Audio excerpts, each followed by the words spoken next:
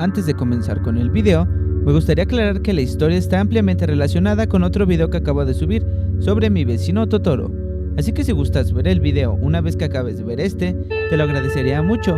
Sin más que decir, comencemos.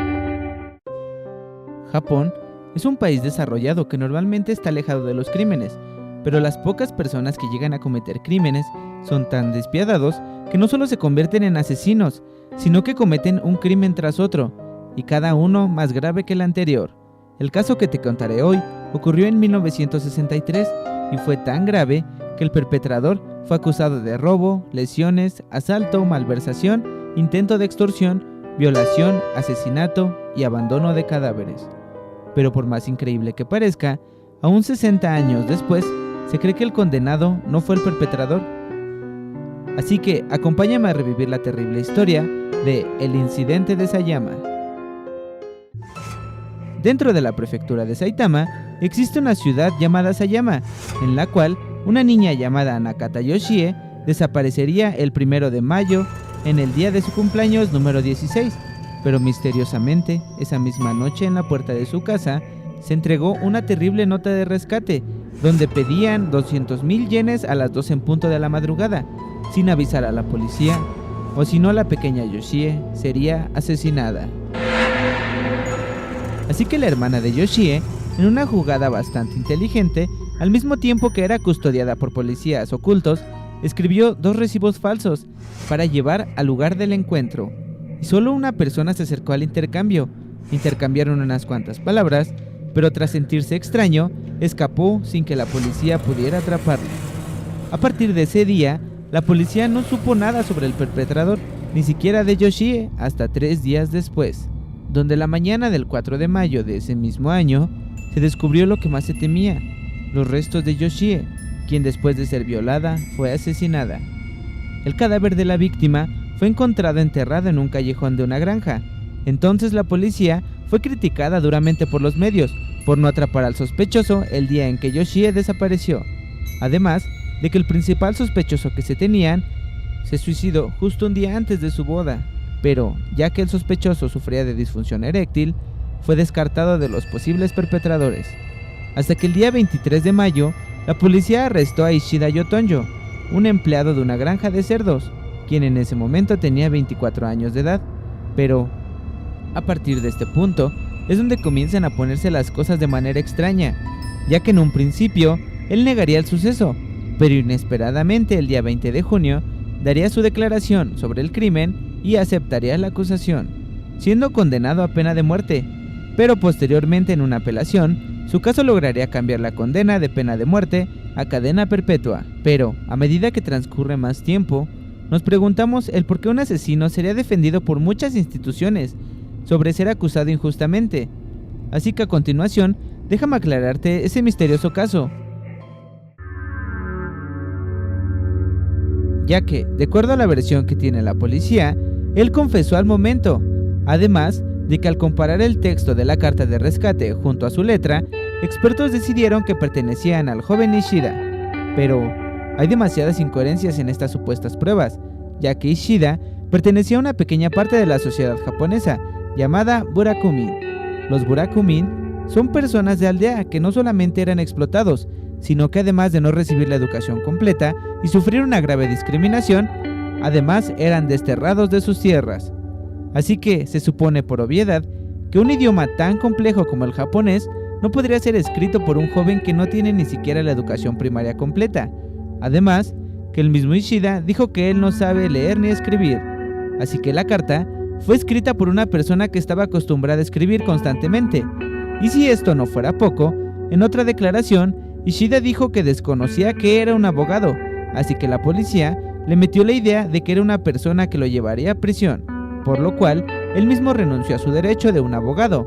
Además de que él mismo mencionó que la policía con amenazas le dijeron que básicamente él ya estaba condenado, así que si aceptaba los cargos sobre ese horrendo crimen, le ayudarían para reducir su condena a solamente 10 años, cosa que obviamente la policía negó por completo.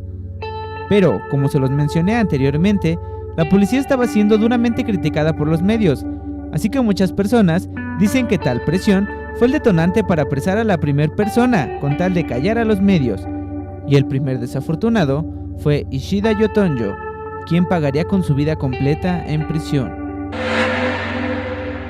Y hay muchas pruebas más a favor de la inocencia de Ishida, como por ejemplo, que no hay ni una sola persona que haya sido testigo de verlo una sola vez junto a Yoshie, o la supuesta pluma con la que se escribió la carta que fue encontrada en la casa de Ishida hasta la tercera investigación al inmueble.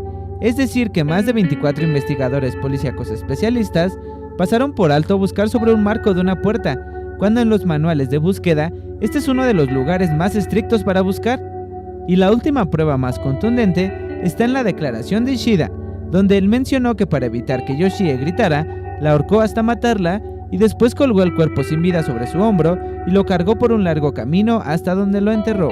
Pero Yoshie fue asfixiada con una tela, que fue envuelta hasta asfixiarla, además de que el camino que recorrió fue imposible de recrear con el traslado de un cadáver, ya que el peso de 54 kilogramos de Yoshie era agotador y se hizo la prueba con muchos oficiales físicamente bien entrenados, y ni siquiera uno solo pudo recorrer tal camino con los 54 kilogramos al hombro. Y entre muchas pruebas a favor y otras que apuntan hacia la inocencia de Ishida, es que el caso sigue activo aún hasta estas fechas. Si quieres ver la investigación policíaca completa, te la dejo en la descripción, aunque en esta versión únicamente se muestran las pruebas en contra de Ishida.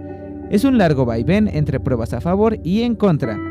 Pero esto no acaba aquí, sino que Yoshie era una de las hijas de una de las personas más ricas de Sayama, y misteriosamente, entre todos los principales sospechosos o involucrados, comenzaron a morir misteriosamente. Así que déjame retratártelas de una a una. Las muertes comenzaron el 6 de mayo de 1963, 2 días después de encontrar el cuerpo de Yoshie, donde varios empleados de la casa de su padre se suicidaron con pesticidas. Posteriormente, 5 días después, el 11 de mayo, una persona que reportó haber visto a un posible sospechoso también se suicidó, pero lo más extraño es que se abrió el pecho con un cuchillo. Una manera extraña de suicidarse, ¿no crees? Además de que misteriosamente desaparecieron varios jóvenes de la localidad que eran cercanos a la dirección de Ishida. De ahí pasaría un año y la siguiente en persona en morir, el 14 de julio de 1964, sería la hermana de Yoshie, quien seguiría el mismo camino de los empleados y tomaría pesticida hasta morir. Pero, misteriosamente, ese año hubo otra muerte más, y fue la del presidente de la Asociación de Educación, quien curiosamente fue la única persona, además de la hermana de Yoshie, que escuchó la voz del principal sospechoso el día de la desaparición de Yoshie, y murió justo el día que se dictó la sentencia de muerte para Ishida. 10 años después, el 14 de febrero de 1977, un hombre quien fue una de las personas que descubrirían evidencia a favor de la inocencia de Ishida, murió a la mitad de la apelación de ese mismo año. Después, el cuarto hijo de la familia de Yoshie también cometería suicidio, pero en este caso no se darían muchos detalles al respecto el 4 de octubre de 1977. 2 meses después de ese suicidio, el 21 de diciembre de ese mismo año, un periodista llamado Saki Ryuso sería asesinado en un supuesto asalto, donde no se robaron ninguna de sus pertenencias. Y todas estas muertes hicieron que las pocas personas que aún sabían algo que no cuadraba con la información de la policía, callaran, dejando que la condena hacia un posible inocente siguiera su rumbo. A estas alturas, Ishida ya salió de prisión por buena conducta en el año de 1994, y ya sin mucha vida por vivir, quiso dedicar esa pequeña parte que le queda en limpiar su nombre. Además de que muchas películas y documentales han sido escritos con respecto a este caso, y una de aquellas es Mi vecino Totoro, así que si quieres saber la información completa te invito a que veas mi otro video. Y aunque la policía de Japón cambió con el paso del tiempo, dime, ¿qué opinas sobre este caso? ¿Crees que es inocente o culpable?